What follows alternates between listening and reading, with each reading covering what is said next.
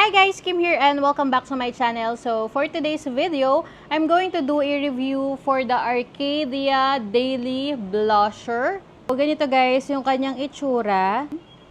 And then dito yung pinaka-shade niya. This one is the medium dusty pink. And as you can see guys sa swatch, ayan yung kanilang pinagkaiba. O diba? Baked blush siya guys. Parang nagta-turn into powdery yung blush. Pero minimal lang.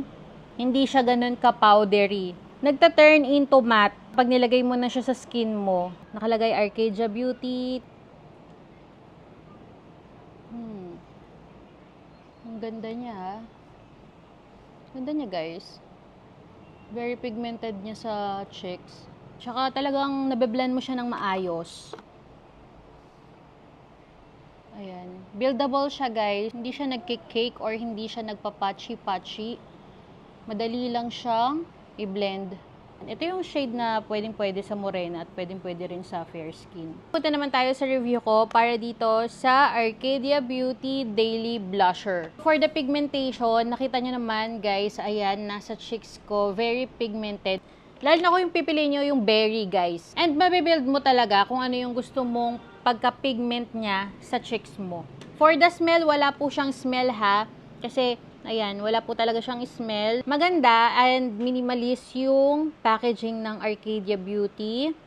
Cream to matte finish. Yung sa application naman niya, madali lang guys. Kahit na maparami ka, madali pa rin siyang i-blend at nabe-blend pa rin siya ng maayos. Hindi rin siya nagpa-patchy-patchy sa cheeks. Kaya talagang mabe-blend mo pa siya ng maayos. Meron ka pang time para i-blend. And for the price guys na 599 pesos, masasabi ko ba na sulit yung blush? Kung sa totoo lang, kung marami kayong baked blush, marami kayong multi-pot na mga blushes na mga nasa ganitong color lang din, pwede siguro kayong mag-skip.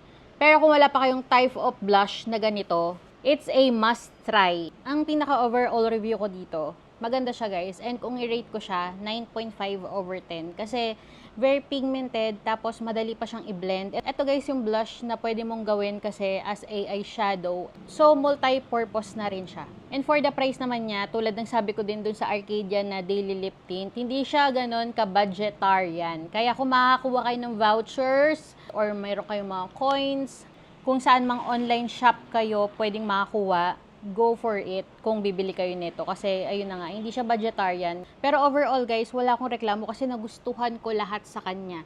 Yun nga lang pala, ayun, para magugulat kayo, kasi parang sa camera, medyo malaki siya, pero pag dumating siya sa inyo, ay, parang siyang mini size na face powder. So, ayun lang guys, yung masasabi ko dito kay Arcadia Beauty Daily Blusher, and I hope nakatulong sa inyo tong video ko. Thank you so much guys for watching, and don't forget to click the subscribe button below and like this video. Meron din pala akong mga Instagram and Twitter. You can also follow me there pa and just be friends. And thank you so much guys for watching. See you on my next one. Bye!